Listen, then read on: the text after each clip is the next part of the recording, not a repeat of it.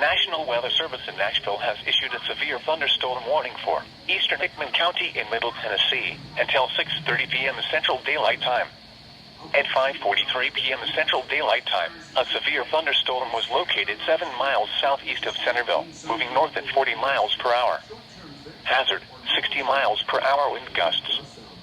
Source, radar indicated. Impact, expects damage to roofs, siding, and trees. Locations impacted include Centerville, Prim Springs, Laos, and Bon Aqua. For your protection, move to an interior room on the lowest floor of a building.